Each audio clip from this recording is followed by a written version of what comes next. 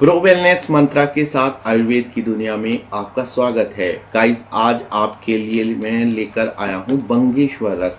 तो आज की वीडियो में मैं आपको बताऊंगा बंगेश्वर के लाभों के बारे में।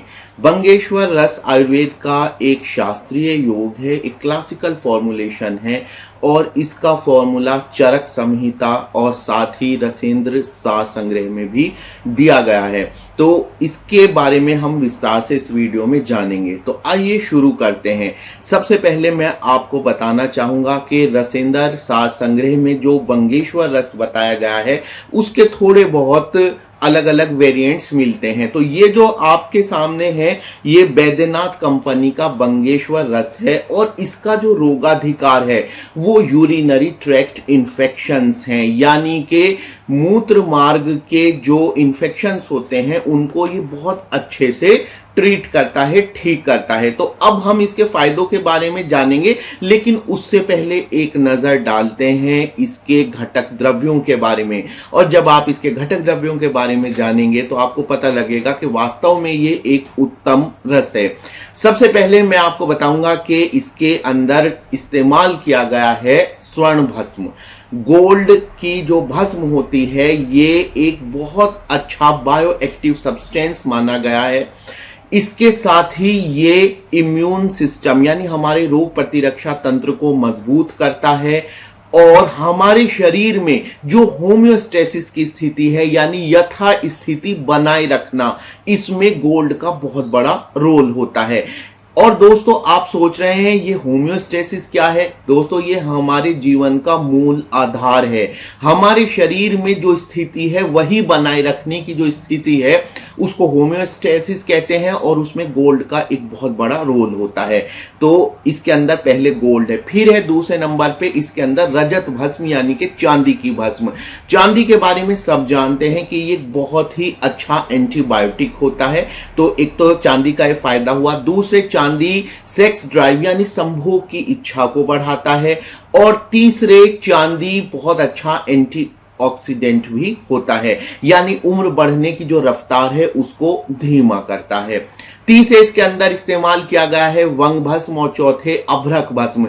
ये दोनों ही ना सिर्फ अच्छे एंटीबायोटिक हैं, सूक्ष्म जीवों को मारते हैं जो हमारे लिए हानिकारक है, साथ ही संभोग की इच्छा को बढ़ाते हैं और अगर इरेक्टाइल डिसफंक्शन यानी कि उत्थान की कमी है, इरेक्शन की कमी है, तो उसको भी ये दूर करते हैं। मुक्ता भस्म यानी कि मोती की भस्म, अगर आपके अंदर डाइजेस्टिव डिसऑर्डर है, ज्यादा तेजाब बन रहा है तो वो उसको ठीक करता है। और अंत में इसके अंदर शुद्ध पारद और गंधक का इस्तेमाल किया गया है और ये दोनों ही बहुत अच्छे एंटीबायोटिक हैं। तो इस तरह मैंने आपको इसके घटक द्रव्यों और उनके फायदों के बारे में बताया। तो अब हम जानते हैं कि घटक द्रव्यों और फायदों के साथ सारांश रूप में इसके फायदे क्या हैं।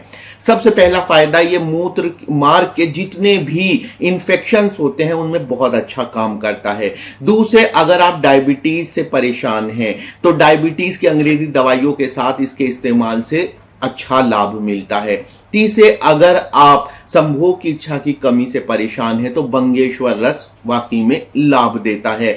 और चौथे, इसको यह माना गया है कि सभी प्रकार के जो शरीर में असंतुलन होते हैं यानी होम्योस्टेसिस में गड़बड़ी होती है उसको भी दूर करता है। तो गाइज, अगर मैं इसके फेस वैल्यू पर लूं जो यहां पर बैद्यनाथ का है तो इसमें लिखा है ये प्रमेह और मूत्र कृच्छ्र और सोम रोग में लाभकारी है। प्रमेह का संबंध माना गया है डायबिटीज यानी शुगर से और मूत्र कृच्छ्र का मतलब होता है डिसयूरिया, पेशाब जलन के साथ आना जिसमें गुर्दे की पथरी भी शामिल है। सोम रोग महिलाओं का एक रोग माना गया है जिसमें बार बार पेशाब आता है। तो इन सब में लाभकारी है। अब जानते हैं इसको इस्तेमाल कैसे करना है। दोस्तों, इसके इस्तेमाल का तरीका शास्त्रीय योग के अनुसार 250 मिलीग्राम सुबह शाम आप ले सकते हैं। आजकल बाजार में बना बनाया मिल रहा है तो आप इसकी एक टेबलेट सुबह में मधु यानी हनी के साथ और एक टेबलेट रात में खाने के बाद मधु के साथ लें। बात करेंगे इसके साइड इफेक्ट्स की। दोस्तों, इसके अंदर शुद्ध पारद है, गंधक है, इसके अलावा वंग है, अभ्रक है। तो इसका प्रयोग बहुत सावधानी के साथ करना है और अपने चिकित्सक की सलाह के बिना इसका इस्तेमाल नहीं करना है। अगर आप 1 महीने से ज्यादा इसका इस्तेमाल करते हैं बिना चिकित्सक की सलाह के, तो आपको इसके साइड इफेक्ट्स देखने को मिल सकते हैं, जिसमें हैवी मेटल टॉक्सिसिटी शामिल है। प्रिकॉशंस में मैं कहूंगा कि प्रेग्नेंट लेडीज और ब्रेस्ट फीडिंग लेडीज को इसका इस्तेमाल नहीं करना चाहिए और 60 वर्ष से अधिक आयु की स्थिति में भी इसका इस्तेमाल बहुत सोच समझकर या चिकित्सीय परामर्श के अनुसार ही करना चाहिए। तो आज की वीडियो में तो बंगेश्वर रस के बारे में इतना ही। ये 40 टैबलेट्स की ये डिब्बी है और इसके अलग अलग कंपनियों के संस्करण बाजार में मिलते हैं, आप कोई सा भी इस्तेमाल कर सकते हैं। तो वीडियो में आज के इतना ही, मिलते हैं एक और वीडियो के साथ एक नई जानकारी के साथ। तब तक जुड़े रहिए प्रो वेलनेस मंत्रा के साथ। धन्यवाद।